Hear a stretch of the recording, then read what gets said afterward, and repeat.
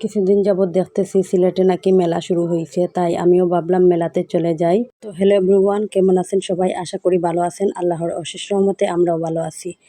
মেলাতে গিয়ে I am তো অবাক, কারণ মেলা এখনও পুরোপুরিভাবে শুরুই হয়নি। তাই আসলে আমি হাঁটতেছি আর দেখতেছি টিকটকে এত বেশি আসলে এই ভিডিওগুলো ভাইরাল হচ্ছিল, আমার কাছেই শুধু আসছিল যে সিলেট শাহিদগাঁয় মেলা হচ্ছে। তো আমি আসলে দেখতে দেখতে আমিও ভাবলাম যে আমিও চলে যাই। আর বাচ্চাদের ছাড়া আসলে কোনো জায়গায় যাওয়ার পর তেমন মন ভালো থাকে না, আর কোনো কিছু করতেও ভালো লাগে না। তারপরও একটু হাসি খুশি থাকার চেষ্টা করতেছি। যেহেতু মেলা এখনও পুরোপুরিভাবে শুরুও হয়নি, তাই আমি ভাবলাম আসলে এখন কোনো কিছু কেনাকাটা করব না, পরবর্তীতে যখন আসব তখন কেনাকাটা করব। এখন এই জায়গাতে খুব ভিড় লেগেছিল, তাই ভাবলাম এগুলো একটু ট্রাই করি। আর এগুলো খাওয়ার পর এত বাজে অবস্থা হয়েছিল আমার সাথে, জানি না আপনাদের সাথে হয়েছে কি না।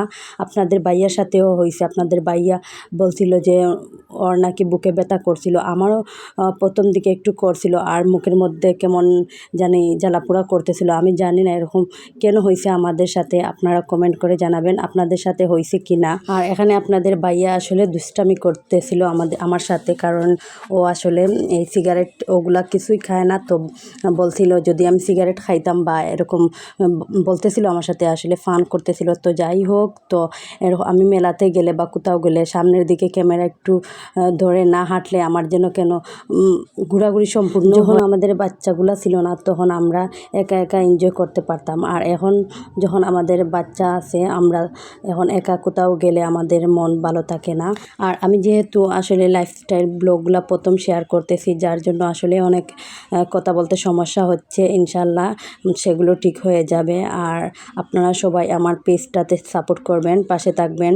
আপনারা যদি সাপোর্ট করেন তাহলে অবশ্যই আমাদের পেজটা আবারও ঘুরে দাঁড়াবে।